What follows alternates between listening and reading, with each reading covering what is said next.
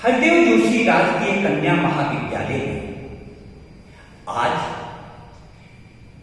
1 जनवरी 2026 को हम सभी 9 वर्ष पर विद्यार्थियों के साथ एक विचार गोष्ठी का आयोजन कर रहे हैं।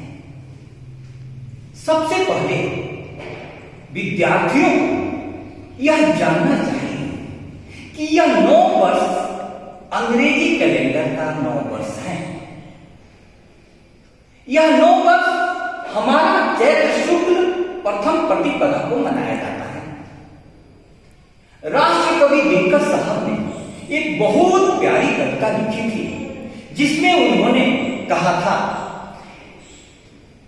ये 9 वर्ष हमें स्वीकार नहीं है, अपना एक त्योहार नहीं है, अपनी ये तो रीत नहीं है, अपना एक व्यवहार नहीं। क्यों राष्ट्रपति दिनकर साहब ने कहा था? क्योंकि आप मौसम देखो, धरा ठिठुरती है सर्दी से, आकाश में कोहरा गहरा है, बाग बाजारों की सड़क पर सर्द हवा का पहरा है। सुना है प्रकृति का आंगन, कुछ रंग नहीं उमंग नहीं, हर कोई है घर में दुखा, 9 वर्ष का ये कोई ढंग नहीं। कितना सब कोई सर्दी के मारे घर में कोहरा बाहर में चलना मुश्किल कर दे रहा है। उल्लासमंद है जनमन का, आई है अभी बहार नहीं, ये 9 वर्ष हमें स्वीकार नहीं है, अपना ये त्योहार नहीं।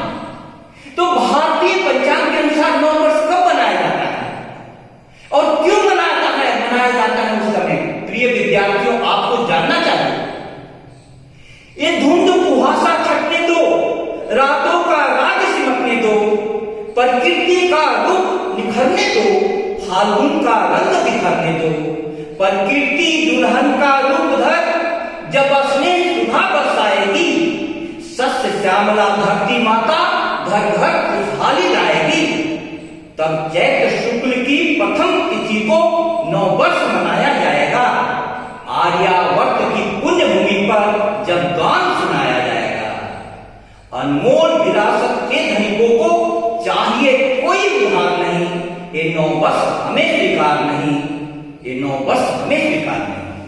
अब प्यारे विद्यार्थी, राष्ट्र कवि दिनकर साहब कहते हैं कि 9 वर्ष हमें स्वीकार नहीं, लेकिन आप सारे पेपर को देखें, 9 वर्ष की शुभकामना, 9 वर्ष की शुभकामना, 9 वर्ष की शुभकामना, सब जश्न में डूबी लेक सिटी, 9 वर्ष की शुभकामना तो दी जा रही है। अब विचार का बिंदु क्या है? 9 वर्ष अंग्रेजी कैलेंडर के अनुसार यह है जो भारतीय संस्कृति के अनुकूल नहीं है, लेकिन उसके बावजूद भी 9 वर्ष मनाते आ रहे हैं। क्यों मनाते आ रहे हैं? क्योंकि ब्रिटिश पार्लियामेंट ने 1752 में एक विधेयक पारित किया था। उस विधेयक के अनुसार वहां पश्चिम में भी पहले मार्च के महीने में 9 वर्ष मनाया जाता था, लेकिन 1752 में पारित इस विधेयक के अनुसार तब से 9 वर्ष 1 जनवरी को मनाया जाता है।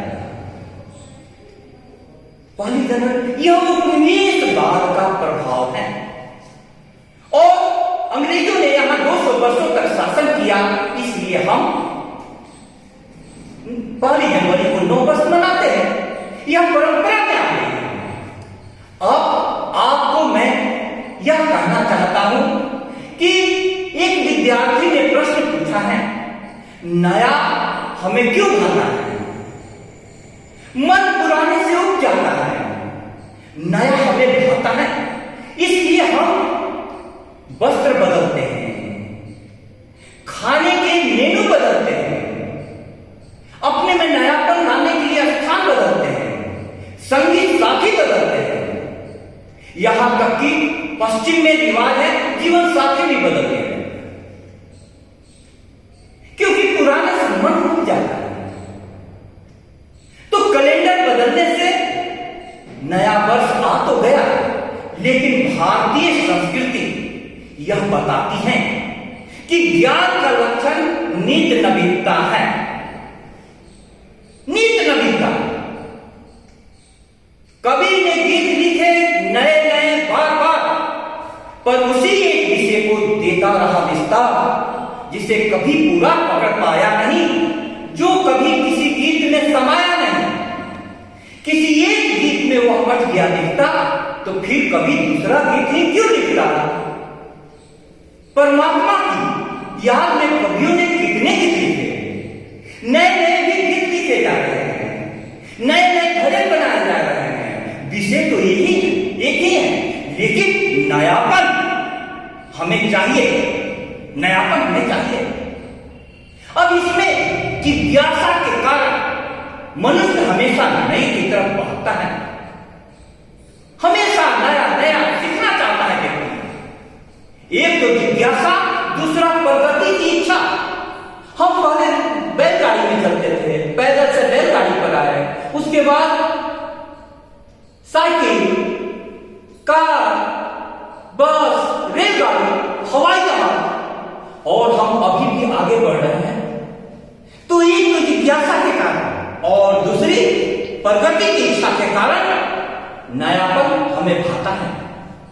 भारतीय संस्कृति, भारतीय ज्ञान परंपरा इस संबंध में कहती है कि नया होना सिर्फ बाहरी परिवर्तन ही नहीं होता है, आंतरिक चेतना का भी परिवर्तन होना चाहिए। आंतरिक चेतना का मतलब क्या होता है? हमारे व्यक्तित्व में तन है, उसी व्यक्तित्व में मन भी है। मन का एक विशेष लक्षण है। हमारे ऋषि कहते हैं, भविष्यम नानुसंधते ना अतीतम चित्यतसो वर्तमान निमेषम तु हसन्नेव अनुवर्तते। आपको समझ में नहीं आया? साधारण शब्दों में मैं समझा दूं।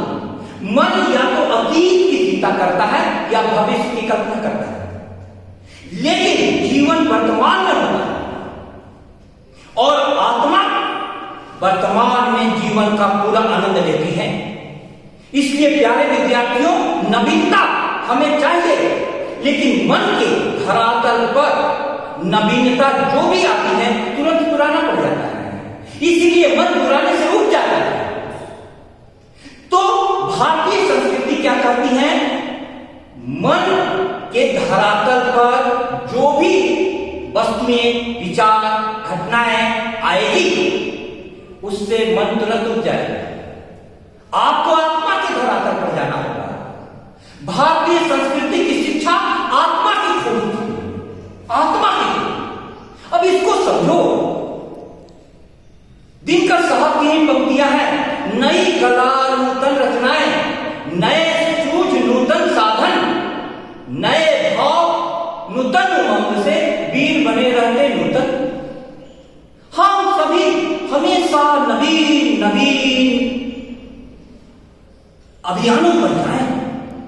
कितना विज्ञान के जगत में तेज प्रगति हो रही है, शिक्षा के क्षेत्र में कितनी तेज प्रगति हो रही है।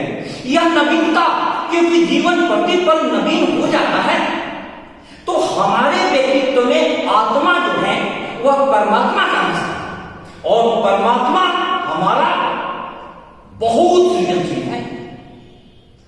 विश्व में 8 अरब के लगभग व्यक्ति हैं, 2 व्यक्ति के अंगूठों की छाप एक समान नहीं होती, पेड़ के 2 पत्तियां भी एक समान नहीं होती। परमात्मा इतना सृजनशील है। जब परमात्मा इतना सृजनशील है और आत्मा हमारी उसी का अंश है, तो हमें भी उतना सृजनशील होना पड़ेगा।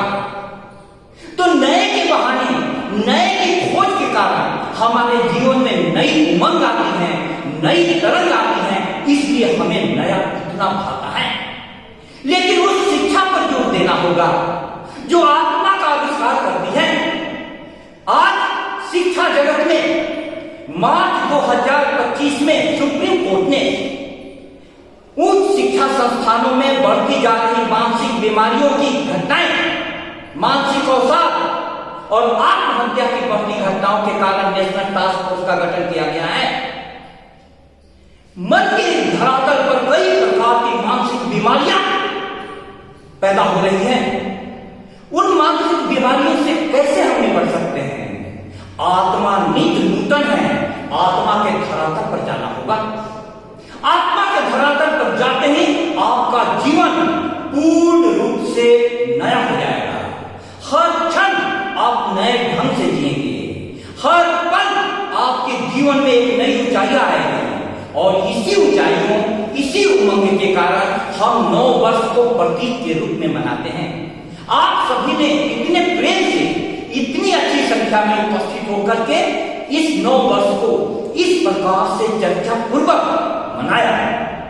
यह हमारे जीवन जीने के एक ढंग देता है, शिक्षालय ज्ञान दिखाता है।